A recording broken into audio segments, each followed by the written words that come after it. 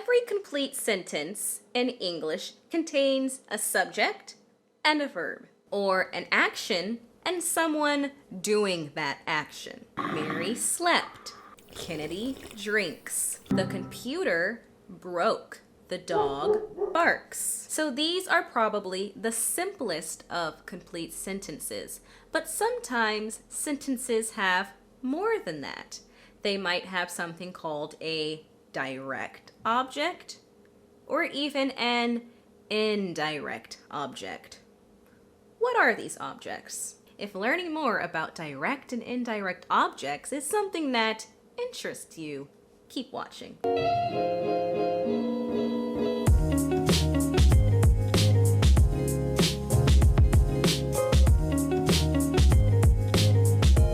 A direct object is a noun, pronoun, noun phrase, noun clause that is being acted upon.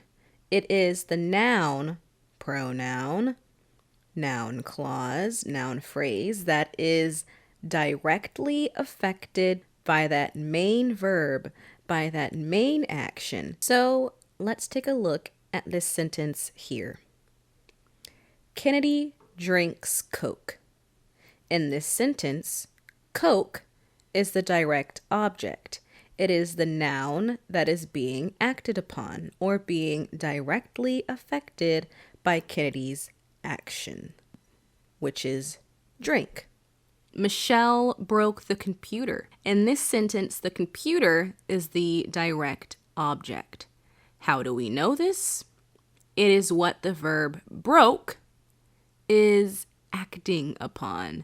The computer receives the action. The computer is the thing that Michelle broke. Lorenzo saw Katie. In this sentence, we have our subject, Lorenzo, and he is performing an action. That action is saw. That is our verb. And the noun that is being directly affected by this action is Katie. Katie is being seen. So Katie is the direct object in this sentence.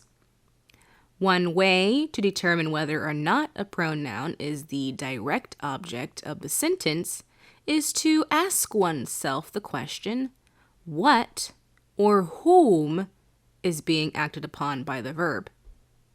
Kennedy drank what? A Coke. Michelle broke what? The computer. Lorenzo saw whom? Katie. So again, ask yourself what or who to determine what the direct object is, or if there is even a direct object at all. For instance, let's look at the sentence, Connor yawned. If I were to ask myself the question, Connor yawned what? Or Connor yawned who? We just would not be able to answer. The verb yawn has no direct object. There is nothing being acted upon or being affected by Connor yawning. So there is no direct object in this sentence. What about in the sentence, he screamed loudly? We have a subject, he. We have a verb, screamed, but do we have a direct object? The answer is no. For one, the direct object must be a noun, a pronoun, a noun, a clause, a noun phrase. And loudly is none of those things. And it doesn't answer the question, what or who. It just describes how he screamed, right? It's an adverb. So there is no direct object in this sentence. So now we are going to look at some more examples. Genesis loves Marie. So let's identify our subject. We have Genesis, who is doing the action. That action is loves. And so now let's ask ourselves, who or what does Genesis love? That is Marie. So we can then conclude that Marie is the direct object, the person receiving that main action of being loved. Okay, so now let's look at this sentence. The chicken clucked. Our subject is the chicken. Our verb is clucked. And if we ask ourselves, clucked what? Or clucked who? Well, we can't. A cluck is the sound a chicken makes, and you can't cluck something. Also, there is not another noun or pronoun in the sentence being acted upon. Clucked is what we would call an intransitive verb. Not going to go too much into that, but an intransitive verb is a verb that doesn't have a direct object. So this sentence does not contain a direct object. Let's look at this sentence here. The bear growled. Here, we know our subject, the bear. We know our verb, growled. But again, when we ask the question, growled what? Or growled who? It doesn't make sense. You can't growl something or someone. Nothing is being acted upon here, so we do not have a direct object in this sentence. Growled is also an intransitive verb. Another sentence. Grandma lost the yarn. We know that grandma is the subject, right? And our main verb or action is lost.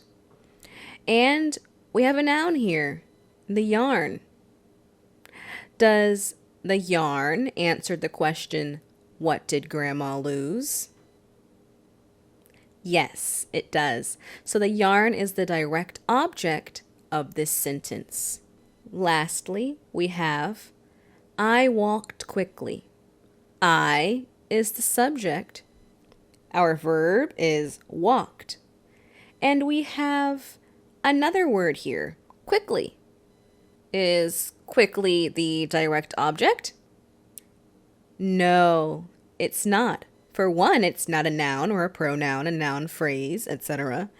And it doesn't answer the question, what or whom.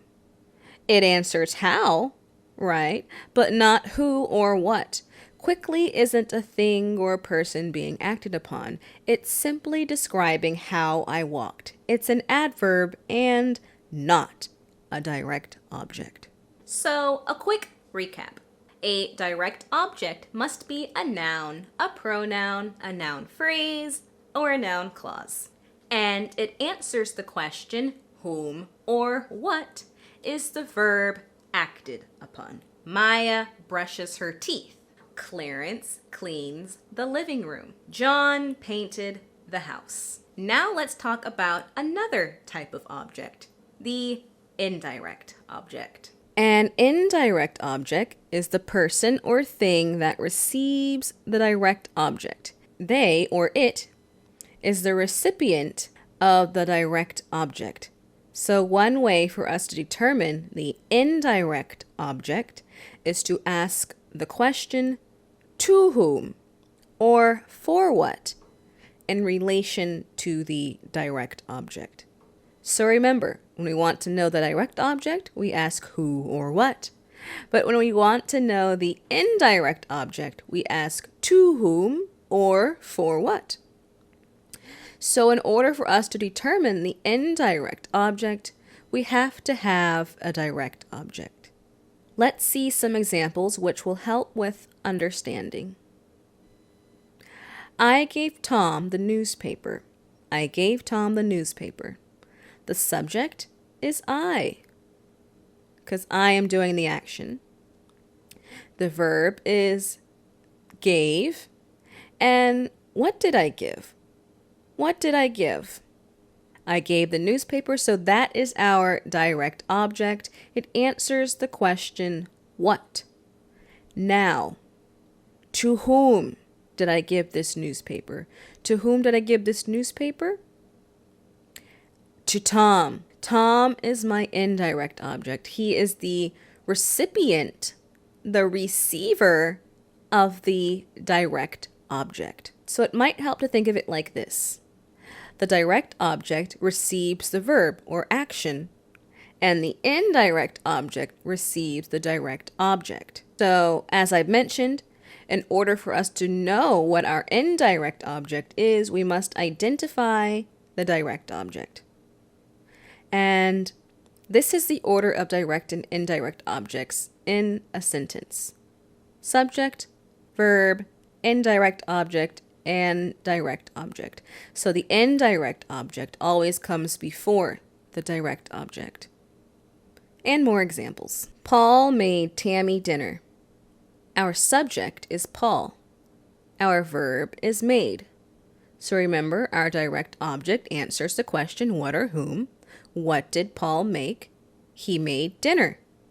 Dinner is our direct object. So we know our direct object, so we can now ask ourselves, who received that direct object?